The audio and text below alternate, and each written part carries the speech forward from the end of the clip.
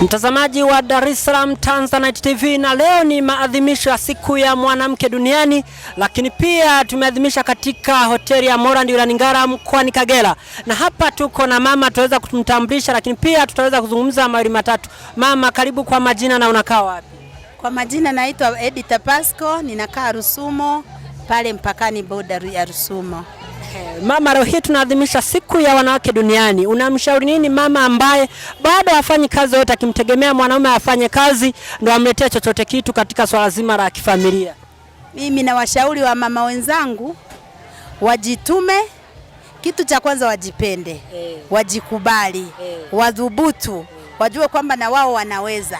Wasikae nyumbani kwa ajili ya kutegemea wanaume tu, kwa sababu wanaume hata siku hizi mnawaona wanaume wanabadilika kama vinyonga. Muda wowote anaweza akakuachia watoto, akakuachia familia. Kwa hiyo ukumbuke hapo sasa, ujiongeze. Unaweza ukaishije siku ukiachwa solemba? Kwanza kabisa mimi ni kushukuru, umependeza, hongera sana, umetupia uzi mkali, naona mshono umekaa unyama kwa lugha ya kitaa.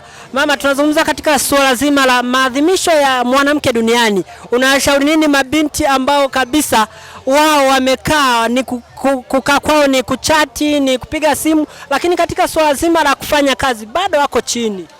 Mimi na washauri wa dada, kwanza nimeimba shairi nikawaambia wadada wasizurure mitaani. Sisi wa mama kwanza tunapaswa tuwatunze mabinti zetu, tuwape miongozo sahihi, tuwapeleke shule na tuendelee kuwaelimisha maisha ya sasa na maisha ya baadaye. Hili wanapoendelea kukua na kukomaa kiakili, sasa wajua wanaenda kuishije katika maisha yao. Kwa ajili ya kutumia zile elimu, hao watumie mambo ya ujasiriamali tutakao kuwa tumewafundisha sisi wa mama, watumie mambo mbalimbali ambayo tutakuwa tunawaelimisha sisi kama mama zao. Kwa hiyo wasipende kubweteka kukaa nyumbani kwa ajili ya kuchati mara kutafuta vijana. Hasa wengine anakaa anasubiri, akiona matiti yameota anategemea kwamba mimi muda wowote kijana atanitafuta na nitaolewa. Siku hizi vya kuolewa bila kazi, bila elimu, siku ukiachwa mama, kisiku ukiachwa dada, unabaki solemba. Utaumia na utabaki kulia, na baada ya hapo sasa unaenda kwenda mitaani kujiuza. Wakati hilo swala sasa lina athari mbalimbali za kuweza kupata hata maambukizi na magonjwa mbalimbali. Mtazamaji wa Dar es Salaam Tanzanite TV, na huyu ni mama ambaye ameshiriki katika maadhimisho ya siku ya wanawake duniani, ambapo kabisa unamuona ametupia uzi wake.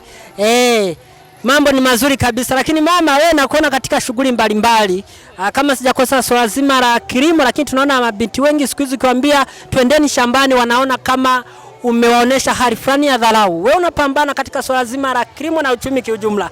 Nini wito wako kwa watu kama hao? Yaani wito wangu kwa watu kama hao sasa hivi ni kazi endelee. Tufanye kazi, tuchape kazi. Muda wowote iwe kazi. Usipate muda wa kupoteza. Usipate dakika ya kupoteza bila kufanya kazi. Mtu anayefanya kazi anainuka kiuchumi, hata akili yake katika saikolojia yake inakuwa. Kwa hiyo tuinue nchi yetu ili tuweze sasa kupata maendeleo endelevu ya baadaye. Mama, najua mambo ni mengi. Mimi nipende kukushukuru. Sisi kama Dar es Salaam Tanzanite TV tumekusogezea dunia. Asante, karibuni tena.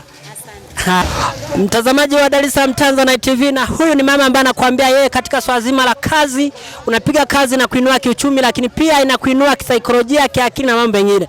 Lakini pia ameweza kutoa ujumbe kwa mabinti ambao bado ni wazembe wa kufanya kazi, waweze kufanya kazi kwa bidii. Mimi Aibu Amosi, Dar es Salaam Tanzanite TV.